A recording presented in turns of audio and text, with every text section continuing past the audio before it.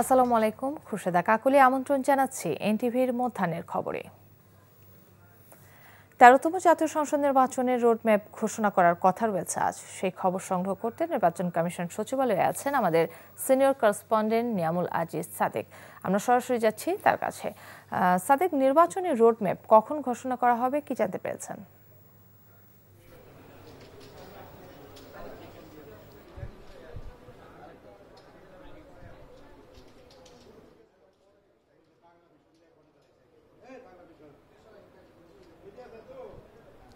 নির্বাচনী রোডম্যাপ আজকে ঘোষণা হওয়ার যে কথা রয়েছে সেটির সর্বশেষ অবস্থায় পৌঁছেছে। আমরা যতটুকু জানি যে সচিব তিনি মূলত এই রোডম্যাপের যে সারসংক্ষেপ সেটি প্রধান নির্বাচন কমিশনারের কাছে দেখাতে নিয়ে গেছেন এবং সম্পূর্ণটা শেষ হলে হয়তো আর কিছুক্ষণের মধ্যে সেটি জানানো হতে পারে। আপনাকে জানিয়ে রাখতে চাই এই রোডম্যাপটি মূলত হচ্ছে নির্বাচনী যেই একের পর এক যে ঘটনা প্রবাহগুলো সেই ঘটনা প্রবাহগুলো নিয়েই সাজানো হয়েছে।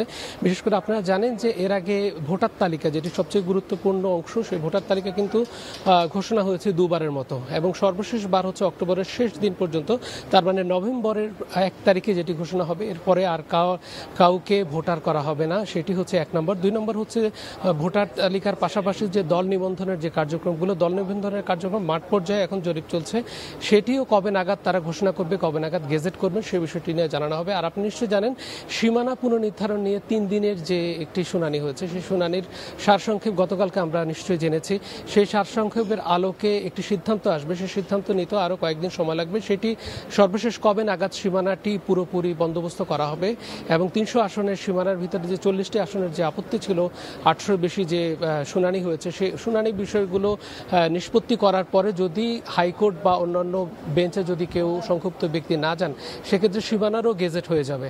আর সর্বশেষ আরেকটি বিষয় নিশ্চয়ই আপনারা জানেন যে পারচেজের যে বিষয়গুলো রয়েছে, বিশেষ করে নির্বাচনের সংশ্লিষ্ট যে ব্যালট পেপার বা অন্যান্য যে কেনাকাটা রয়েছে, সেই কেনাকাটাগুলো কবে নাগাদ শেষ করতে পারবে। যদিও কার্যক্রমগুলো চলছে, সচিব তিনি আখতার হোসেন তিনি কিন্তু জানিয়েছেন যে কার্যক্রম প্রায় শেষের দিকে। তার মানে নির্বাচনী ট্রেনের উঠে গেছে এই নির্বাচন কমিশন। তারা সর্বশেষ ফেব্রুয়ারির প্রথমার্ধে যে নির্বাচনের অবস্থা শুরু করেছে বা নির্বাচন যে হওয়ার কথা বলেছে, সেই কথাকে সামনে রেখেই কিন্তু তারা এগিয়ে যাচ্ছেন এবং বিভিন্ন কার্যক্রমগুলো চালিয়ে নিচ্ছেন। এর পাশাপাশি আপনাকে জানিয়ে রাখতে চাই, নির্বাচনের যে প্রার্থিতা ঘোষণা বা প্রার্থীদের জন্য যে আচরণবিধি, সাংবাদিকদের জন্য যে আচরণবিধি, সেটিও কিন্তু তারা এক ধরনের খসড়া চূড়ান্ত করেছেন। সেই খসড়া অংশীজনের সাথে কথা বলে এবং এই নির্বাচন আচরণবিধি কেমন হবে কিংবা নির্বাচনী পরিচালনা ম্যানুয়াল যেটি পরিবর্তন করার কথা রয়েছে, অথবা ঐকমত্য কমিশনের মাধ্যমে তারা যে বিভিন্ন সংস্কার কথা বলেছেন, সেই সংস্কার কতটুকু বাস্তবায়ন হবে সেটিও কিন্তু তাদেরকে জানিয়ে দেওয়া হবে এবং সেই সংস্কারটি বাস্তবায়নের পরে আজকে এই রোডম্যাপ পুরোপুরি জানানো হবে যে কখন কোন বিষয়টাকে তারা করছেন এবং নির্বাচনের দিকে এগিয়ে যাচ্ছেন। তো এই ছিল সর্বশেষ অবস্থা। দর্শক, জানছিলাম নির্বাচনী রোডম্যাপ ঘোষণার খবর। দেশের সব প্রকৌশল বিশ্ববিদ্যালয়ে আজ কমপ্লিট শাটডাউন কর্মসূচি ঘোষণা করেছেন প্রকৌশল শিক্ষার্থীরা। আন্দোলন কর্মসূচির খবর সংগ্রহ করতে বুয়েট ক্যাম্পাসে আছেন আমাদের স্পেশাল করেসপন্ডেন্ট নজরানা চৌধুরী। সরাসরি যাচ্ছি তার কাছে। নজরানা, শিক্ষার্থীদের আন্দোলন সম্পর্কে আর কি তথ্য আছে?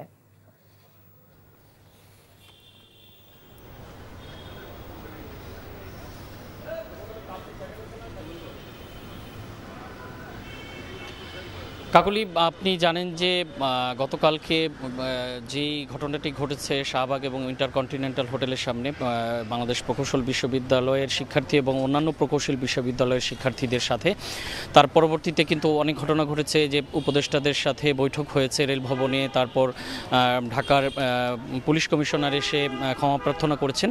কিন্তু এরপরেও কিন্তু আজকে তাদের যে পূর্বঘোষিত কর্মসূচি তার অংশ হিসেবে কমপ্লিট শাটডাউন কর্মসূচি চলছে। যদিও বাংলাদেশ প্রকৌশল বিশ্ববিদ্যালয় যেটি বুয়েট, এখানে বৃহস্পতিবার আসলে সাধারণতই ক্লাস হয় না, সপ্তাহে 2 দিন তাদের বন্ধ, সেটি হলো বৃহস্পতিবার এবং শুক্রবার। তবে বৃহস্পতিবার সাধারণ নিয়মে পরীক্ষা কিন্তু নেওয়া হয়, কিন্তু আজকে তাদের কর্মসূচি হিসেবে বুয়েট শিক্ষার্থীরা তাদের বুয়েটের সমস্ত পরীক্ষা বর্জন করেছে এবং তারা কোনো পরীক্ষায় অংশ নিচ্ছেন। এবং আমি সকাল থেকে আছি বুয়েট ক্যাম্পাসে এবং বিভিন্ন একাডেমিক ভবন যেগুলো বিভিন্ন ডিপার্টমেন্টের, সেখানে কিন্তু খোলেইনি, তালাবদ্ধ করে রাখা হয়েছে। হয়েছে। তো আর শিক্ষার্থীদের পরবর্তী কর্মসূচি হিসেবে তারা কিছুক্ষণের মধ্যে বুয়েটে নিজেদের মধ্যে একটি বৈঠকে বসার কথা রয়েছে। পরবর্তীতে বিকেলবেলা engineers institution of Bangladesh IB সেখানে তাদের আরেকটি মিটিং হওয়ার কথা রয়েছে, সেটি হলো অন্যান্য প্রকৌশল বিশ্ববিদ্যালয়ের শিক্ষার্থীদের সাথে। তারপরে হয়তো জানা যাবে যে তাদের পরবর্তী কর্মসূচি কি হয়। তবে বুয়েটের অবস্থা এখনকার অবস্থায় পরিস্থিতি মোটামুটি শান্তই আছে। ক্যাম্পাসে শিক্ষার্থীদের আনাগোনা কম, তবে কিছুক্ষণ পরে তাদের একটি ইন্টারনাল মিটিং হওয়ার কথা রয়েছে। সেই মিটিংয়ে হয়তো সবাই আসবেন না, কিছু কিছু লোকজন হয়তো সিনিয়ররা বৈঠকে যোগ দেবেন তাদের পরবর্তী কর্মসূচি ঠিক করার জন্য। কাকুলি। দর্শক, জানছিলাম প্রকৌশল শিক্ষার্থীদের আন্দোলনের খবর। ডাকসু নির্বাচনের প্রচারণার খবর জানবো। ঢাকা বিশ্ববিদ্যালয় ক্যাম্পাসে আছেন আমাদের স্টাফ করেসপন্ডেন্ট নূর হোসেন। নূর, ডাকসু নির্বাচন আজকে প্রচারণা শুরু হয়েছে?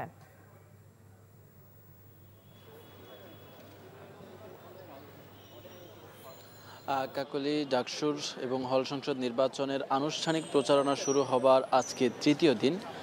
আজকেও আমরা ক্যাম্পাসের বিভিন্ন এলাকা ঘুরে দেখেছি। কলা ভবনের সামনে টিএসসি, তারপরে কেন্দ্রীয় যে গ্রন্থাগার রয়েছে সেখান সহ বিজনেস ফ্যাকাল্টি সহ বিভিন্ন এলাকায় আমরা ঘুরে দেখার চেষ্টা করেছি। এসব এলাকায় বিভিন্ন প্যানেলের প্রার্থীরা, বিশেষ করে যারা স্বতন্ত্রভাবে নির্বাচন করছেন অথবা বিভিন্ন প্যানেলের ভিপি, জিএস, এজিএস বাদে অন্য যে পদগুলো রয়েছে সেই পদগুলোতে যারা প্রতিদ্বন্দ্বিতা করছেন তারা শিক্ষার্থীদের সামনে, আজকে শিক্ষার্থীদের ক্লাস আছে বিভিন্ন ধরনের বিভিন্ন ডিপার্টমেন্টের, তাদের ক্লাসের সামনে তারা যখন বের হচ্ছেন তাদেরকে লিফলেট দিয়ে তাদের কাছে ভোট চাইছেন এবং তাদের যে প্রতিশ্রুতি সে প্রতিশ্রুতি দিচ্ছেন। আজকে বড় যে প্যানেলগুলো রয়েছে, ছাত্রদলের যে প্যানেল, ছাত্র শিবিরের যে প্যানেল এবং স্বতন্ত্র শিক্ষার্থী ঐক্যের যে প্যানেল উমামা ফাতেমার নেতৃত্বে, তাদের ক্যাম্পেইন এখন পর্যন্ত আমরা জানতে পারিনি। তবে ছাত্রদলের পক্ষ থেকে আজকে তাদের যেই নির্বাচনী ইশতেহার, ডাকসু এবং ঢাকা বিশ্ববিদ্যালয়কে কেন্দ্র করে তাদের যেই ইশতেহার, সেই ইশতেহার তারা ঘোষণা করবেন কিছুক্ষণের মধ্যেই। কলা ভবনের সামনের যে বটতলা রয়েছে সেখান থেকে তারা ঘোষণা করবেন। এই ইশতেহারে তারা বিশ্ববিদ্যালয়ের আবাসন সংকট, খাবারের সংকট, লাইব্রেরি সংকট সহ একটা নতুন দিনের নতুন ক্যাম্পাস বিনির্মাণের প্রতিশ্রুতি তারা দেবেন, এমনটা আমরা জানতে পেরেছি। কাকলি। দর্শক, জানছিলাম ডাকসু নির্বাচনের প্রচারণার খবর। 10 কোটি টাকা ব্যয়ে প্রস্তাবিত নওগাঁ জেলায় খাদ্য সংরক্ষণাগারের কাজ মুখ থুবড়ে পড়ে আছে। মাটি ভরাট করে অনেকটা দায় সেরেছেন সংশ্লিষ্ট ঠিকাদারি প্রতিষ্ঠানটি। প্রস্তাবিত জায়গাটি এখন গোচারণ ভূমি, তবে জেলা খাদ্য কর্মকর্তা বলছেন কাজ চলমান আছে। সরেজমিনে গিয়ে তার কোনো প্রমাণ মেলেনি। 2022 সালে নওগাঁয় আধুনিক খাদ্য নির্মাণ প্রকল্প হাতে নেয় তৎকালীন সরকার। নওগাঁ থেকে আসাদুর রহমান জয়ের পাঠানো রিপোর্ট। বাংলাদেশের ধান চাল উৎপাদনে শীর্ষ অবস্থানে আছে নওগাঁ জেলা। স্থানীয় চাহিদা মিটিয়ে দেশের বিভিন্ন স্থানে ধান চাল সরবরাহ হয় এই জেলা থেকে। প্রতি বছর জেলায় উৎপাদন হয় প্রায় 28 লাখ মেট্রিক টন ধান, যা চালের আকারে প্রায় 16 লাখ মেট্রিক টন। স্থানীয় চাহিদা মিটিয়ে উৎপাদনে প্রায় 60% চাল সরবরাহ করা হয় রাজধানী সহ সারা দেশে। কিন্তু খাদ্য উদ্বৃত্ত জেলা নওগাঁ নেই কোনো ধান চাল সংরক্ষণাগার। ব্যবসায়ী ও কৃষকদের দীর্ঘদিনের দাবির পর 2022 সালে নওগাঁর মহাদেবপুর উপজেলার ভীমপুর এলাকায় 15 একর জমি অধিগ্রহণ করা হয়। এরপর মাটি ভরাটের জন্য যৌথভাবে কাজ দেওয়া হয় 3টি ঠিকাদারি প্রতিষ্ঠানকে। মাটি ভরাটের পর 3 বছর আর কোনো কাজই হয়নি। সংরক্ষণকার স্থানটি এখন গোচারণ ভূমিতে পরিণত হয়েছে। অলরেডি সরকারিভাবেই টাকা পয়সা লেনদেন হয়ে গেছে, মাটি কাটা হয়ে গেছে। সাইলুটা হলেই আমার মনে হয় বেশি ভালো হয়। এখানে যদি স্টিল সাইলুটা হয় সরকার সিদ্ধান্ত মোতাবেক, তাহলে হবে কি আমাদের এখানে চালগুলো দিয়ে আমরা আরাম পাবো। আসলে এখানকার যে খাদ্যটা আমাদের প্রোডাকশন হয়, এটাকে যদি আমরা এখানে সঠিক যদিভাবে রাখা না যায় অথবা ক্যাপাসিটি না থাকে, তাহলে এগুলো আসলে খাদ্যগুলো হয় কি এতে নষ্ট হয়ে যায়। বর্ষালি মৌসুমে যে ধানগুলো মারাই হয়, এই ধানগুলো সংরক্ষণ করা বেশ কষ্টকর হয় কৃষক ভাইদের জন্য। সেক্ষেত্রে এই প্যাডি সাইলোটা নির্মিত হলে এই জেলার কৃষক ভাইরা বেশ উপকৃত হতো। খাদ্য বিভাগের কর্মকর্তারা বলছেন প্রকল্পটি এখনও চলমান রয়েছে। জমি অধিগ্রহণ কমপ্লিট হয়ে গিয়েছে, মাটি ভরাট হয়েছে, ওখানে এখন দেয়াল নির্মাণ হবে। আমরা দেয়ালের ডিজাইন ড্রয়িং করে ফেলেছি, এস্টিমেটও রেডি করে ফেলেছি। এটা আমরা খুব শীঘ্রই পাঠিয়ে দিচ্ছি। আশা করছি প্রথম ফেজে দেয়ালটা নির্মিত হবে, জমিটা ঘেরাও দিয়ে চারপাশে, তারপরে মাঝখানে আমাদের প্রজেক্টের কাজ শুরু হবে।